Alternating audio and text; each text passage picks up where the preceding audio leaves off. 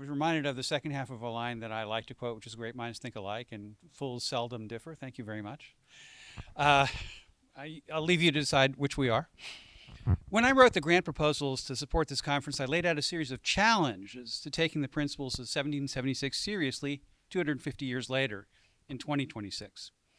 And I mentioned a number of them: long-standing philosophical claims deriving from utilitarianism, pragmatism, and historicism, that rights are neither natural nor universal; arguments accusing the signers of hypocrisy and even racism in connection with slavery, or being mere ideological apologists for capitalism or property rights, and more.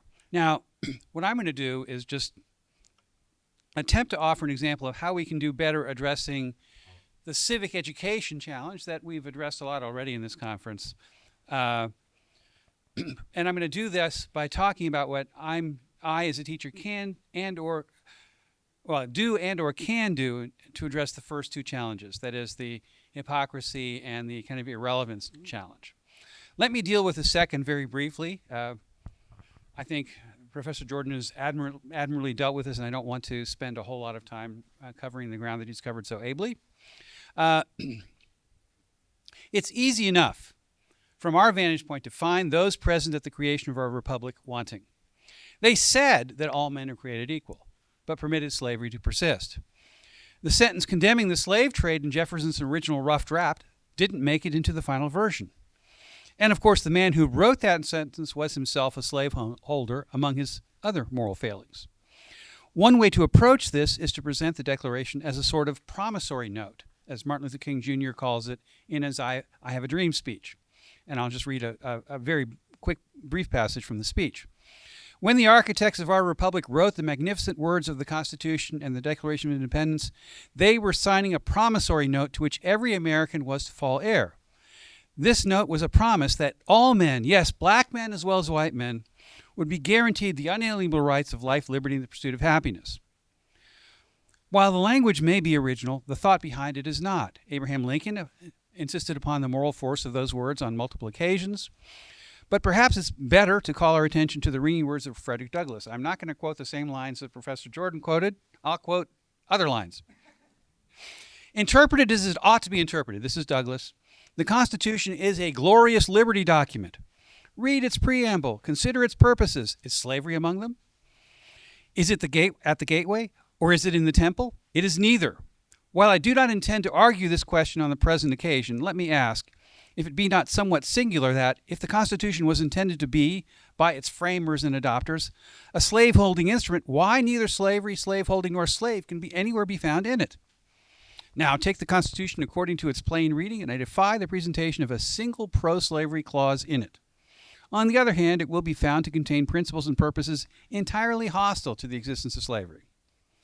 What can be said of the Constitution can also be said of the Declaration. But I want to close my consideration here by quoting another passage from Douglass's speech. And actually, I'm not going to quote it because Professor Jordan already did. It's the existence of slavery in this country brands you Republicans as a sham, and so on.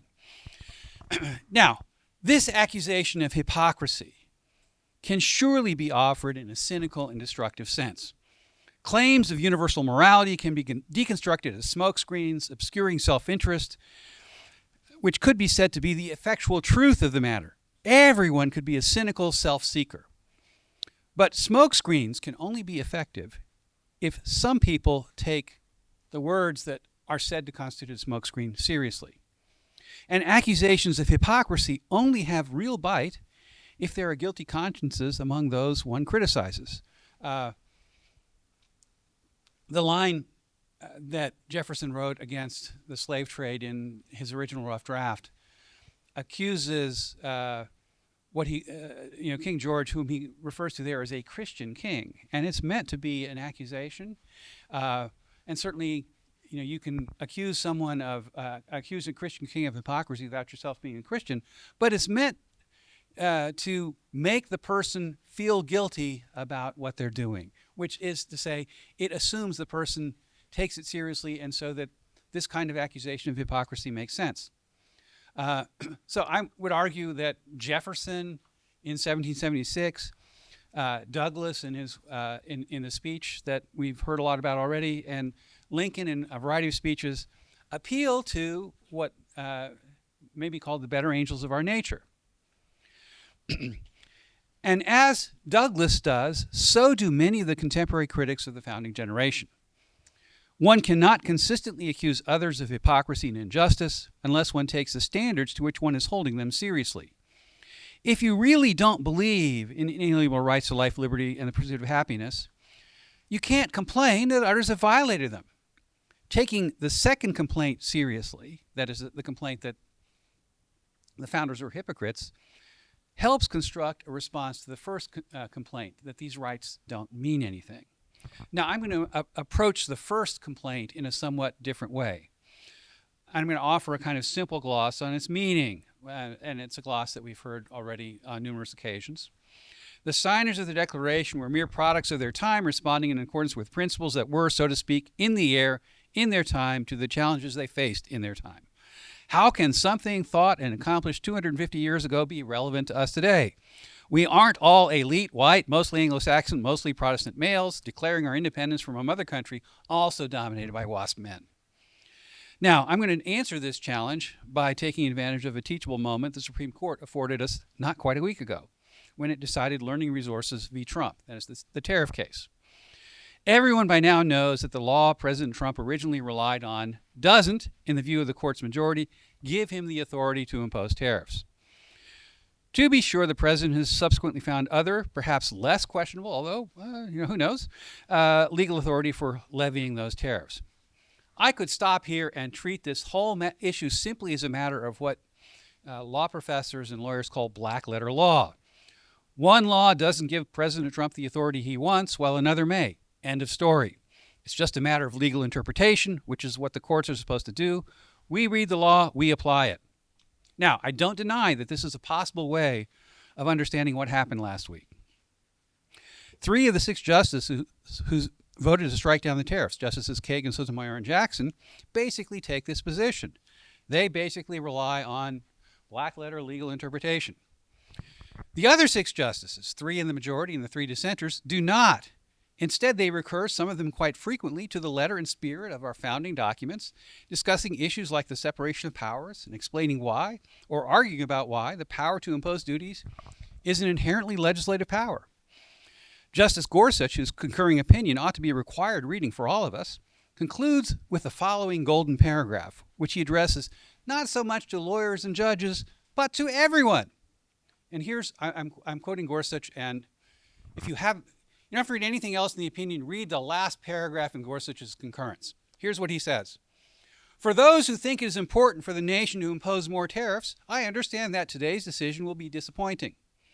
All I can offer them is that most major decisions affecting the rights and responsibilities of the American people, including the duty to pay taxes and tariffs, are funneled through the legislative process for a reason.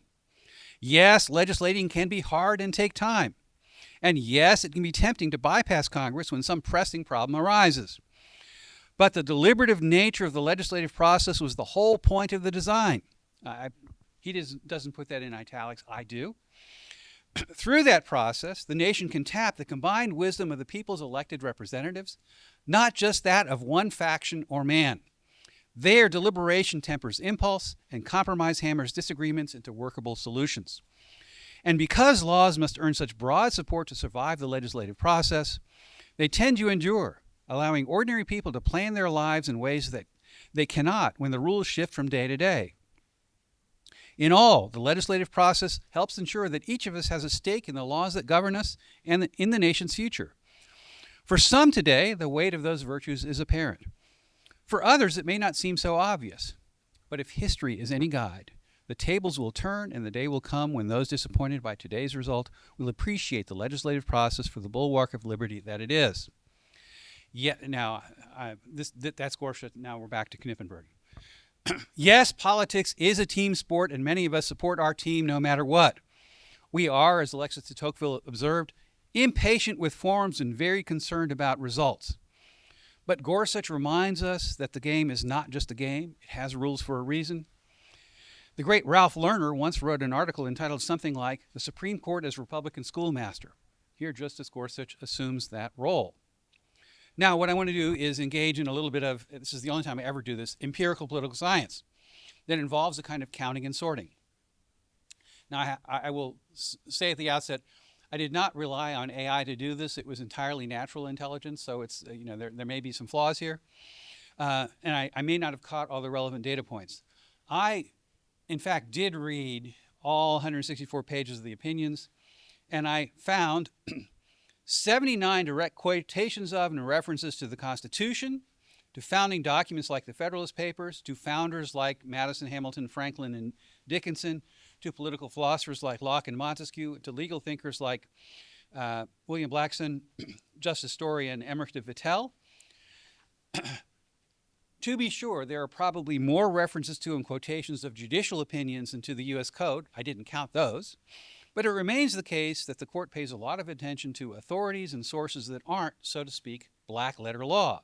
That is, say, written by and largely for lawyers in legal code or in judicial decisions.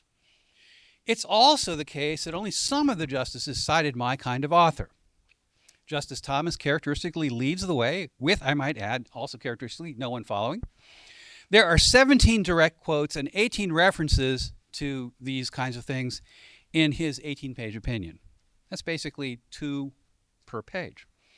Justice Gorsuch's concurrence, also a solo effort, which is to say no one signed on to it, provides 12 direct quotes and 11 references in 46 pages. So that's basically 1 every 2 pages. The Chief Justice's opinion for the court offers only 6 direct quotes, all to the Constitution of the Federalists. Justice Kavanaugh's dissent offers 2 quotes in 2 references in 63, yes, 63 pages. So, no, not very frequently. Now, I have to say, the 2 opinions that impressed me the most were Gorsuch and Kavanaugh. So I'm impressed by someone who cites the founders and so on a lot, and I'm impressed by someone who cites them barely at all.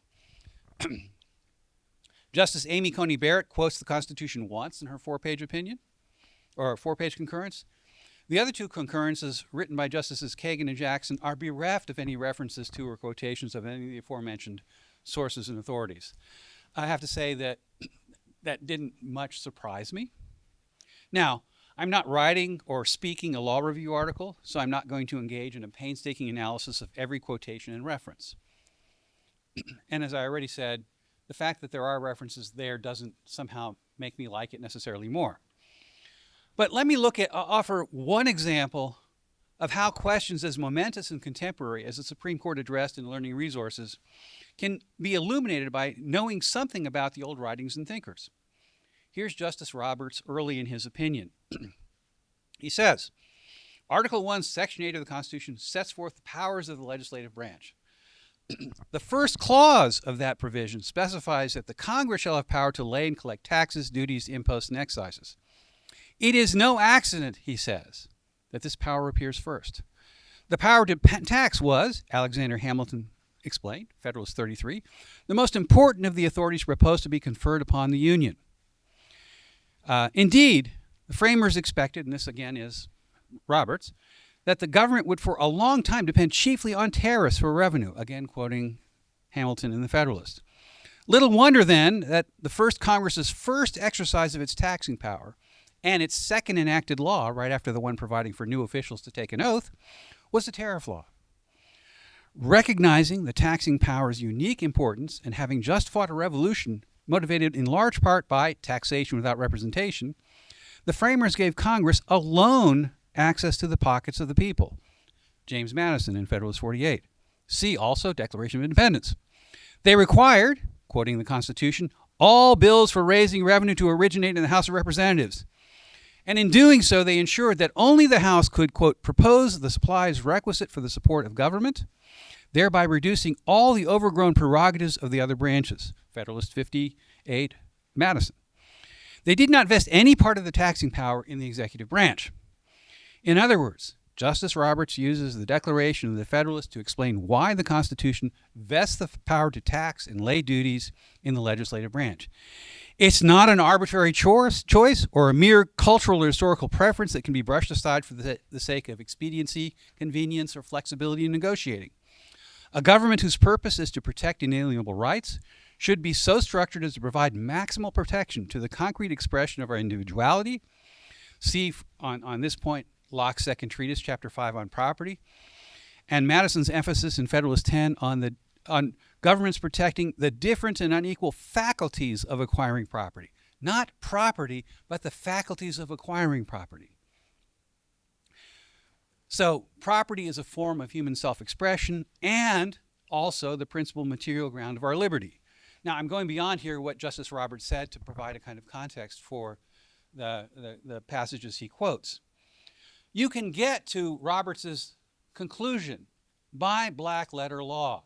Justices Kagan and Jackson get to his conclusion by black letter law. But the law by itself doesn't give us any reasons to care about it other than perhaps fear of punishment. Or, maybe habit. Now, don't get me wrong, habit is important. Fear of punishment is also probably important. But I'd rather people follow the law because they understood the reasons for it. If we don't understand the reasons for it, we're either servants, quailing before the power of our masters who make and enforce the rules, or we're the masters ourselves, legislating and enforcing whatever happens to serve our interests at the moment. Under these circumstances, we need not and cannot be Aristotle's so-called political animals, using our logos, our reason or speech, to deliberate and debate, however imperfectly, about just and unjust, better and worse. I don't mean to say that we're utterly incapable of coming up with reasons and arguments on our own, but I suspect that on our own, we'll be tempted by self-deceiving or self-serving arguments. It's important to be illuminated by or brought up short by arguments made and positions taken by people who have an immense stake in thinking these matters through, not to gain a short-term temporary advantage, but to create a frame of government meant to endure through the ages and win the consent of an initially dubious and skeptical people. When current events invite us to revisit such inquiries, we should, as teachers and students, as citizens, eagerly accept the invitation.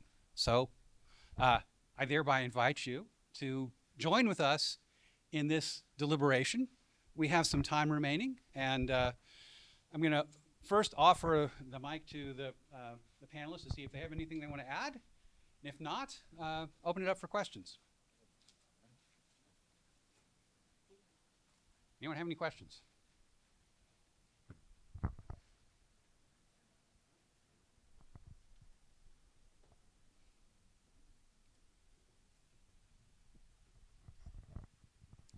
So, Dr. Knippenberg, you mentioned this idea that what really illuminates the law and why we should follow it is understanding of why. This, I guess, goes back to a lot of our conversations earlier today of how we should understand that why and what the best way to teach that why is. And so do you think that it's important that everybody get on the same page about why the law is important? Is it okay that people think the law is important for different reasons, or they understand the backing behind the law for different reasons?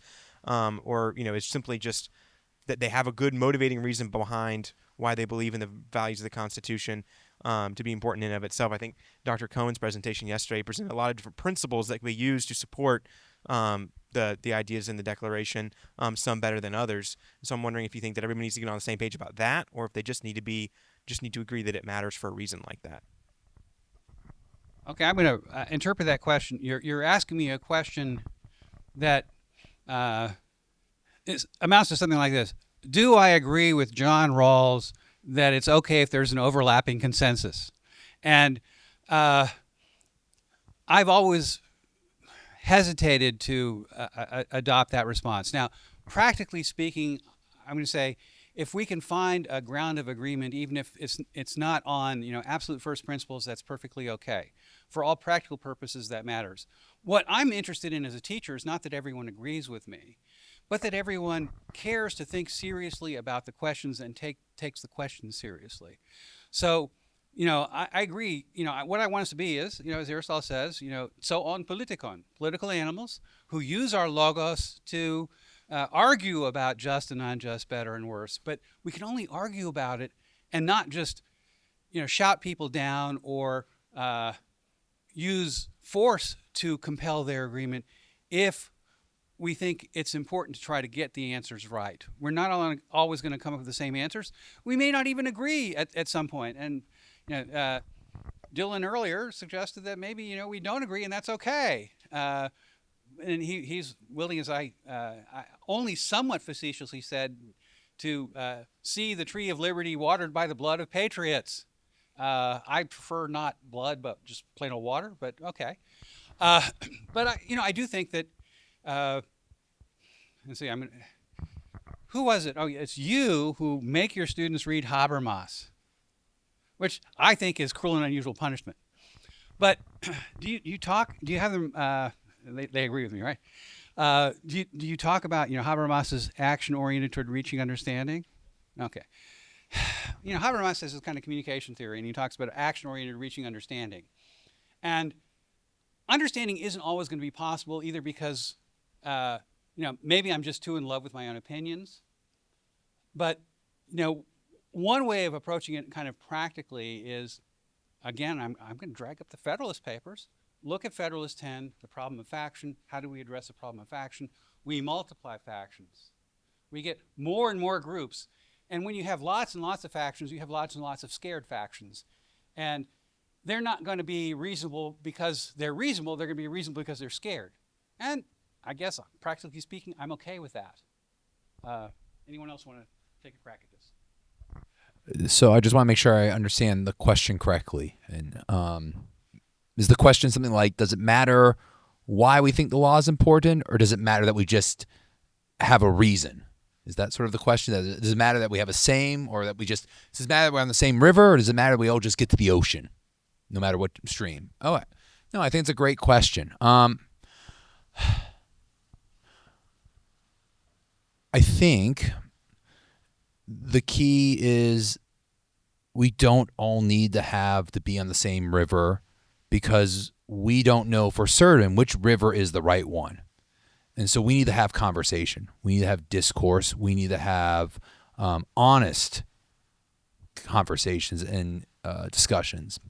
And I think that leans back to the idea of trying to get to some type of consensus that we can live with, but also some type of seriousness of what is the truth there, and take that into your friends who are in science, right? Again, the physics community is going to debate between the standard model and models that are not with the standard model. And what are they trying to do there? Well, they're trying to get to some ocean together, some understanding of the universe, but they have competing theories, and they have to have honest discussions and debates about those theories in order to understand their hopes of, putting the whole picture of the universe together.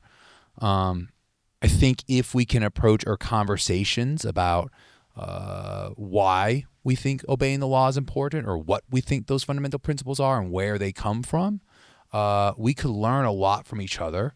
And we may not always agree, but we could be more understanding of each other.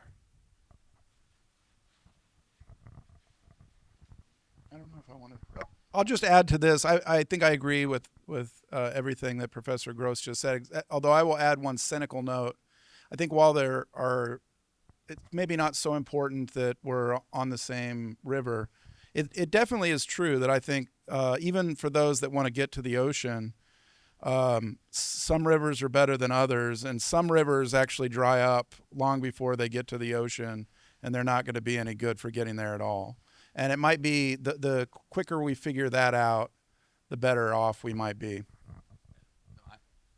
I agree with that. I think that's those honest conversations where you have to admit, like, yeah, I tried this path and it does not work.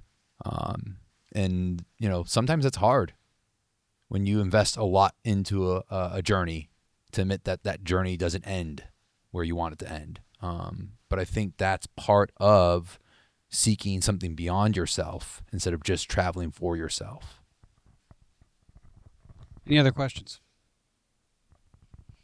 Professor Matter.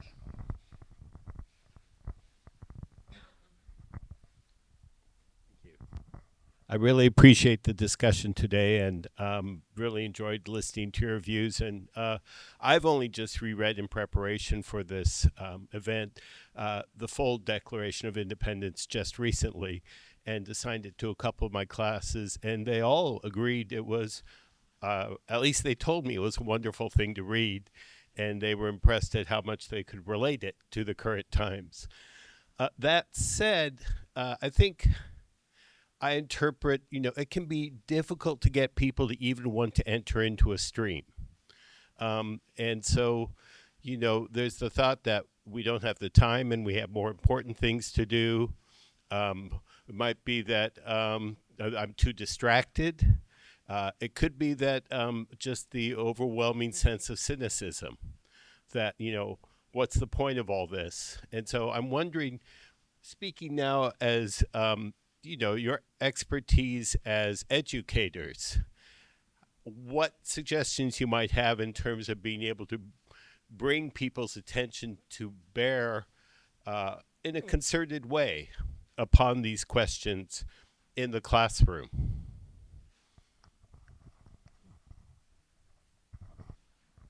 Well, I'll start with a very quick answer, which is you have to act like you take the questions seriously, like they matter. That getting the answer right is somehow important. That your happiness, your life, your life, liberty, and pursuit of happiness depend on it, and that it's something worth dedicating some effort to trying to get right. If the professor can't take it seriously, I don't see why the students would ever bother taking it seriously. No, I think that's a great question, because if I'm understanding correctly, we have lots of challenges of trying just to keep up with everything today. And so how do I add this another challenge onto the life of a young American, right? So one thing I do think about is, look, am I an expert in automotive maintenance? No, I know how to change my oil or change the brake pads. But when the head gasket goes, either I need my brother, who really can do these things, or I have to admit that I lack expertise in this, and I go to the shop and I pay for the expert to do this. And so to one level, I do understand this, because we have built a whole life around the idea that we are going to have experts in medicine and experts in plumbing and experts in law, and that we can all specialize in the thing that we care about and work together so we don't have to be jacks of all trades and do everything alone on ourselves on the frontier and live a better life. And so I want to be a nurse, or I want to be a cop, or I want to be in marketing, right? That's what I'm here to get a better career, a better life. And so the civic stuff is just a distraction. I need to focus on coming here, minimal college debt, get out in 4 years, get that next step. I think the challenge I try to present to my students when I get them in that gen ed class is you have an unfair situation because you live in a democracy, which means you have at least two jobs. You have the vocation that you're here to train for, but you also have to be a citizen. And you can give up that job. I like to quote Rush at that point.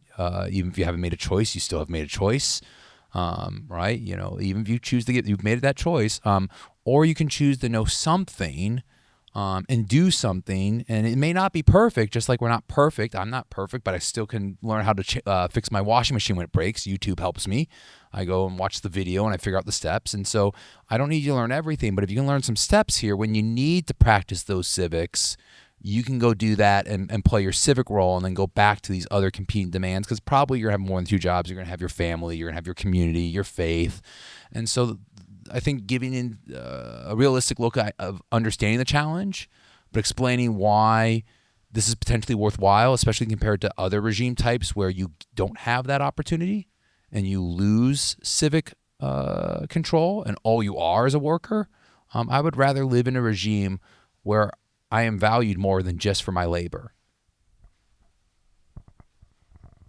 I think you gave part of the answer for me in your question where there was a moment where your students were surprised like how relevant some of these things really are, like how much they matter, particularly if we're looking at the grievances in the Declaration of Independence and we see the focus on criminal procedure, which is ever timely and timely now especially. But this is just, I think, just echoing what Professor Knippenberg said, but it's easy in our lives, I think the busyness of our lives, for both faculty and students to stop sometimes and realize that it really, really matters what we're doing, and that it really is important, and almost everything is at stake sometimes in these books. And so approaching it in that way, that I try in approaching every book. Sometimes things I disagree with, or like more, or whatever. That this book can really change somebody's life and change the whole trajectory of our life, if we give it a chance and we really try to understand what it's saying. The best teacher I ever had as an undergrad, who was so much more amazing of a teacher, I think, than any other teacher I ever had, even though I had some great teachers, created that kind of environment in the class where we realized, oh my gosh, everything is at stake here. I have to understand this book. I remember there was one class, we were reading Aristotle's Ethics, and the class was sort of struggling and not getting it and getting a sort of surface level thing.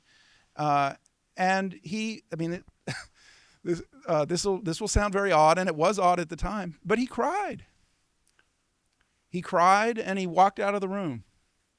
And we realized this is crazy, that here we are, we're reading a book 2,000 years old, that students might just think, oh, this is just a distributional requirement. This is just part of the core. It's just background. But for him, it was, our whole lives might be hanging on this. And after that, we wanted to know more of what was going on that would make somebody care about some idea there so much that they would react that way. And that takes I think that's the kind of opportunity we have in a liberal arts college like Oglethorpe, to take the time and really let ideas change our lives. But it's not easy given all the distractions we have.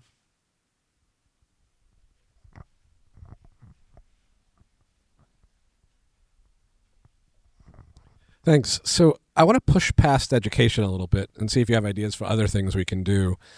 So we're in Georgia. In Georgia, we vote for all sorts of things that I find it utterly bizarre that we vote for. We vote for Supreme Court justices, for example. I'm actually okay with that. I think I'm a pretty good judge of Supreme Court justice candidates. And I sort of know who I would vote for and who I wouldn't vote for. We also vote for things like insurance commissioner. I don't know anything about insurance commission stuff. I have no idea how to make that vote, so I don't vote for that. That's really part of a bigger thing, though, right? I, as a political philosopher who's been doing this for a long time and paying attention, have definite views about how to judge different candidates and how to judge different policies. So, for example, with the Iraq War, from the get-go, I was like, this is nuts. There's no reason we should be attacking.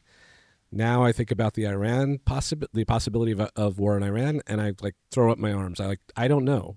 I have no idea about whether we should attack Iran or not. I knew we shouldn't attack Iraq. Iran's a different case.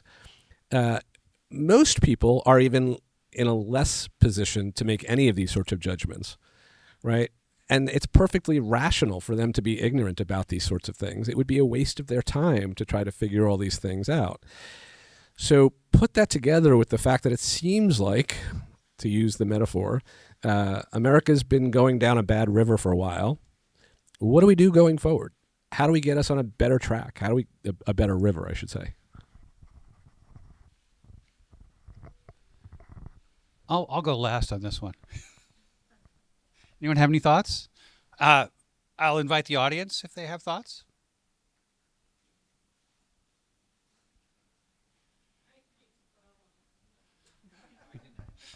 Do you want to expatiate at length about that? I don't have much to say other than I've had the experience of looking at the ballot and not knowing the office. And sometimes you're voting on amendments to the Constitution of your state, and they're in convoluted language, and even a PhD in political science can't decode it. And I'm sorry to say, when I get that experience, I don't vote because I don't want to vote the wrong way. But it is extraordinarily difficult at the local and state level to get that information, even if you are a so-called expert in it. So, yeah, just concurrent. So we have any dissents? We've got a concurrence.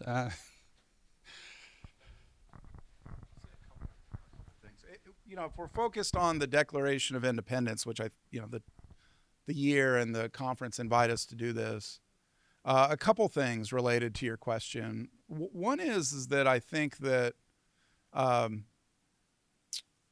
in a way, you're asking a question about the sort of limits of democratic procedure by way of making decisions. And I think one sort of interesting thing about the Declaration of Independence is that it leaves questions of political form largely open. And it does not, it seems to me, certainly does not require the most democratic procedure that we could come up with or imagine. And in fact, I think there's language in the Declaration that pushes against the idea that the most obvious, best form of protecting natural rights will be the most democratic form. So that's one way of thinking about it, that maybe it's okay if we don't elect insurance commissioners, because you might say, well, it's the most democratic way. Isn't that the only way? Well, maybe not. Maybe there's a better way of having people make some decisions that is not the most democratic way of arriving at the office. And another thing that's also in the Declaration, and this gets to your bigger question, your much harder question, like how would we make things better? I think the Declaration is really good at establishing a standard maxim for a free society, which is the passage from Lincoln that I read. But it gives us a good view of the aims or end of a free society. But I'm not sure it's sufficient, right? In fact, it's not sufficient. And so I think my sense of the answer would be that all the things that would need to change for us are very hard things, which probably makes us unlikely to do that. But I think it would have to. I guess I'd put it this way: if we look at the Declaration of Independence as establishing a maxim for a free society, what's the gap between a free society, as the Declaration lays it out, and a good society? Because I don't think those things are necessarily exactly the same. But so how would the free society become a good society as well? And I guess I would say I think the principles of the Declaration work really well with a people who have habits and practices of self-government, that have a genius for genius for civil association, who are have strong families and strong churches and strong institutions of civil society. And I think it's those things that would enable the framework of the Declaration of Independence to create a good society as well as a free one. But creating all of that, those habits, those sorts of institutions that really have nothing to do with government, is really, really hard. But I guess if you said, well, what would improve things? I would say it's all that really hard things, that in terms of the habits of living together and how we relate to our friends and neighbors and family members, and those things are not political solutions. It's something else. But I think that those are the things that would actually matter. So if I'm understanding the basic idea is that we've talked about civic education in general, but what are some concrete steps we really could take to improve our political processes in the contemporary moment? No, I think that's a good. So I think one thing to remember is the Declaration is a declaration against tyranny.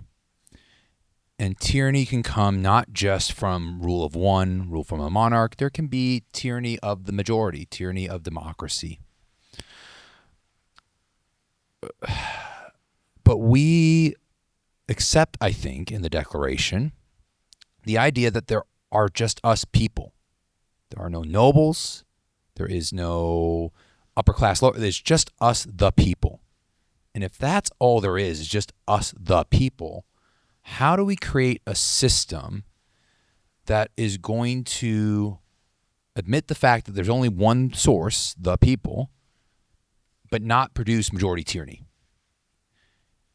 And I think that is an incredibly complex question, because at least if you say, well, there's aristocrats and there's commoners, and if they each have a say and they agree, right, like then we produce some type of system where there has to be compromise.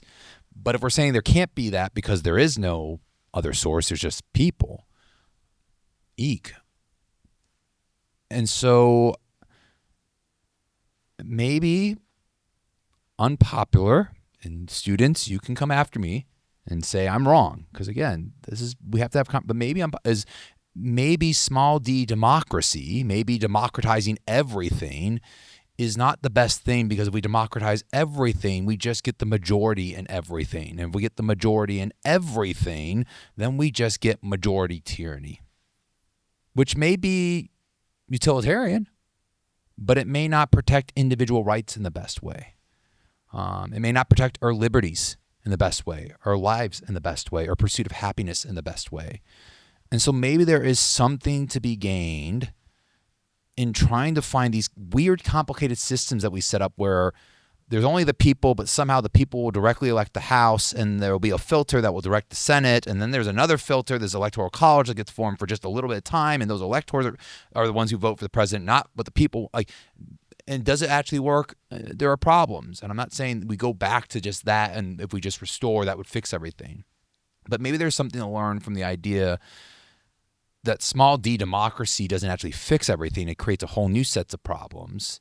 And if we could think of systems that temper that, maybe we could find ways to temper our own initial gut reactions. I think about this in my own family life, right? The initial gut reaction to the room is a mess, and I've asked you 3 times in the last 5 days to please clean your room, and you can't go with that initial gut reaction, right? Because that's not going to lead to a good. You got to find a way to temper yourself to produce a solution. And so maybe there's something there to still let us have that vent of the initial, eek, I'm really upset. Okay, House, you can go do that, but then temper it with other ways. But how to actually convince ourselves to get off of that river of small d democratization, I think would be a very hard conversation, because that is a very strong current.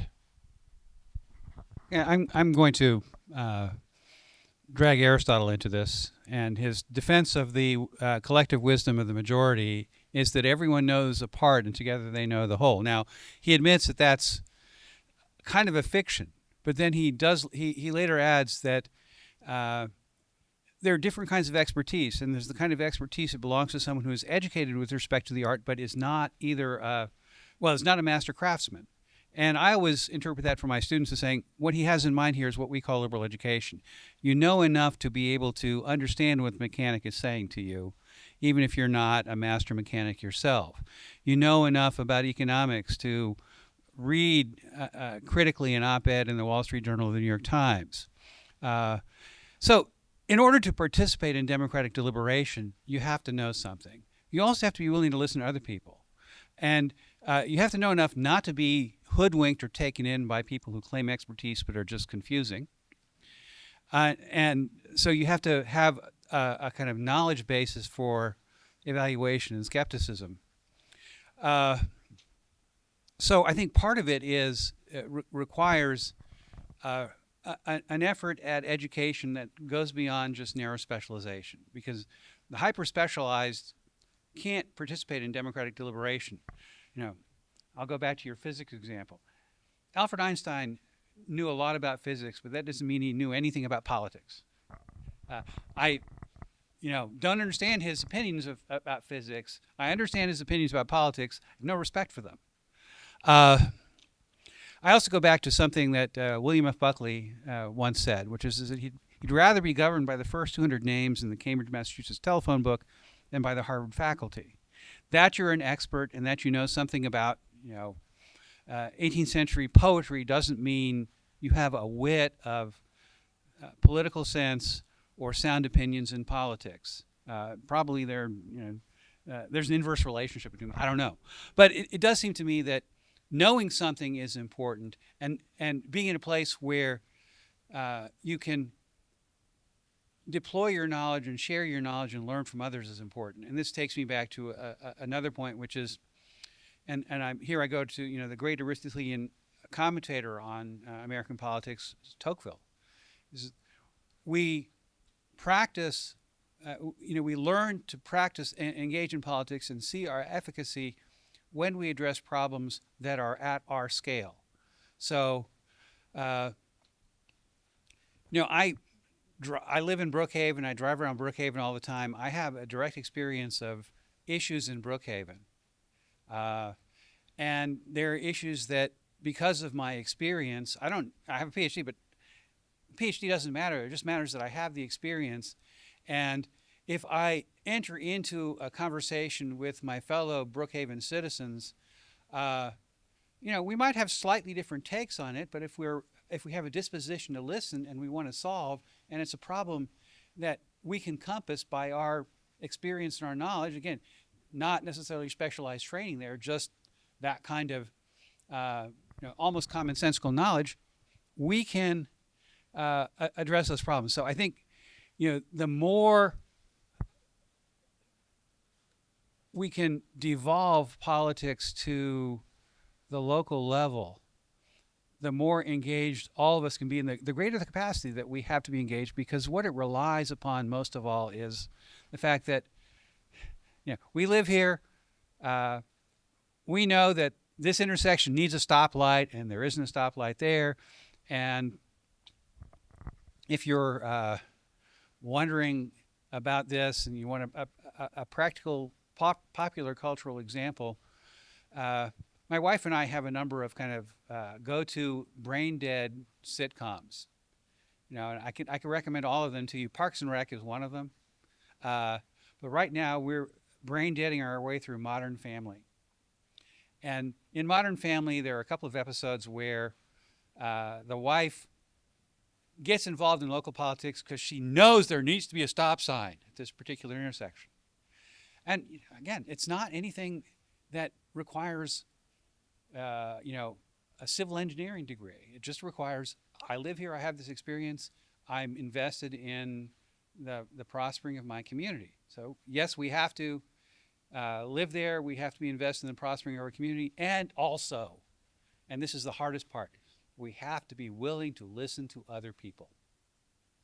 And our students told us this morning, because we asked them, what can we do better? And all of us were parents and teachers. They talked to us about what we could do as parents, not what we could do as teachers. And I think it does start in the family, and it is important that and Tocqueville says this, one of the great institutions of democracy in America is the democratic family.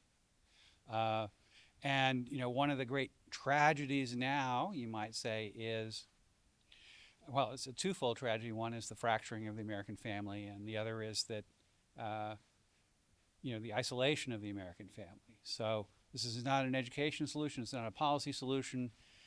It is a kind of cultural solution that I will quote a dear departed friend. And it was, in his case, a joke, but he had his own solution for resolving the crisis of Social Security. And he would tell his students at Berry College, you need to do two things in order to save Social Security. One is you need to get married quickly and start having lots of children. And two, you need to start smoking. So higher reproduction, less life expectancy, and you'll save Social Security. Now, he wasn't serious, but in some sense, the family formation part of it and having healthy families, it's not something universities can do. It's not something that's really directly amenable to a political solution, but it does seem to me that it's something that if we want the civilization to continue, it's going to be built on the family. On the smoking, he said you had to stick with it too. Yeah, Yeah. you're right. And Start smoking and stick with it. And I would just add, given our earlier question about the balance of this, and to be, a sincere interlocutor, I didn't give a concrete idea. I would say eliminating the primaries and let the political parties pick candidates. That would simplify life civically, and it would, the political parties, best what you think represents the average electorate, and that gives me a meaningful choice. But I don't have to go through filtering all these candidates in a primary where it's low turnout and I always like to use sports analogies. I live in Alabama, so this works really easy for me. I have a red team and I have a blue team. I have War Eagle and Roll Tide, and then I have those weird third parties like, Go Gamecocks, and everyone just looks at them like, why are you rooting for Jacksonville State Gamecocks, right? But, red and blue, right? I know what that means. But if I have to go through the roster and start telling you who should be on the starter list, that's not my job. That's the coach's job. My job is just to show up and root on Saturday. But when those boosters start getting involved and the diehard fans that show up and they're making the choices, it undermines the integrity of the program. And I think maybe, again, a concrete solution that would not add burden onto our students would be the elimination of the primaries and allow political parties to pick their candidates. I'm going to make a crack and say, that is a Chicago answer. Of course it is. You can't take Chicago out. Okay, we have, I think, time for one more question.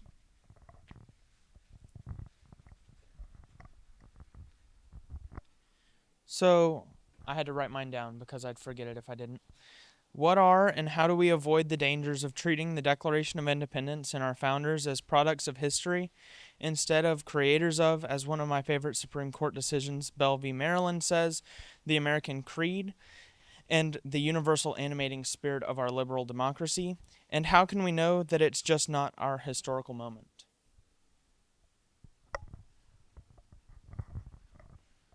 Anyone want to start with that?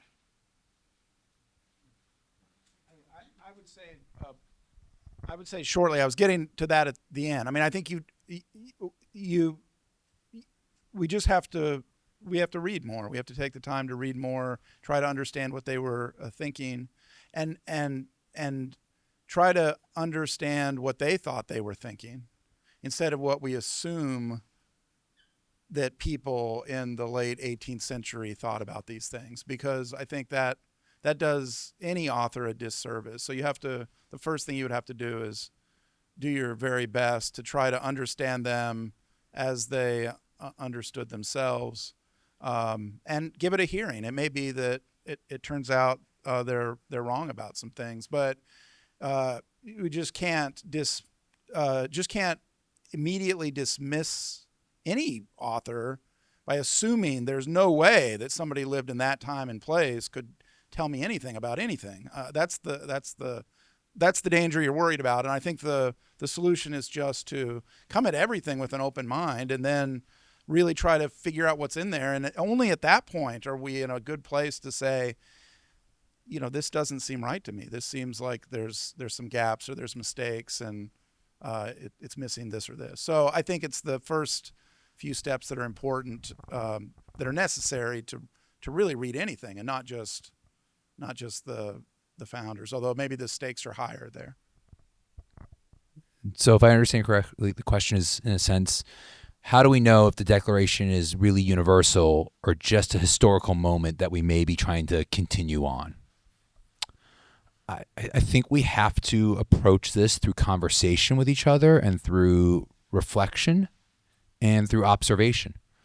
How do we know that Einsteinian physics understood the universe potentially better than Newtonian physics, right? Like, it wasn't like we had to be willing to test the ideas and challenge the ideas and see if there were better explanations that more conformed to the information that we had, to the knowledge that we gained, to the technology that we were able to perceive with these things. And so I think if we defend the Declaration merely by tradition, just mere tradition, it is a historical thing. That is just simply historical. There is nothing then true in it that is universal.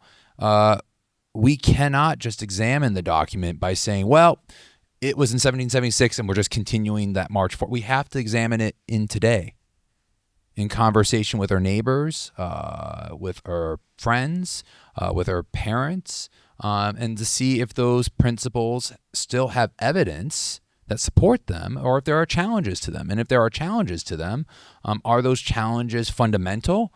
Are those challenges particulars that can be resolved? I think if we engaged more in that way with it as something that's not static, and in the past, and that is just a mere tradition, but something that is a continuing conversation that we're part of, that would allow us to investigate it as, are these universal principles that still hold true today, like our other ideas of nature? Or are these principles that we once thought were true and now we have found better evidence for other ideas of what the nature is of human liberty, of human life, of human pursuit of happiness? All I'm going to add is if Dr. Gross hasn't asked you to read The Perpetuation of Our Political Institutions speech, read it. It's helpful, and I would recommend that to everyone. It's a Lincoln speech to the Young Men's Lyceum. I'm going to give him the last coherent word of this session. We reconvene at 3:30 with a lecture from Dr. Elizabeth Coffer-Bush of Christopher Newport University.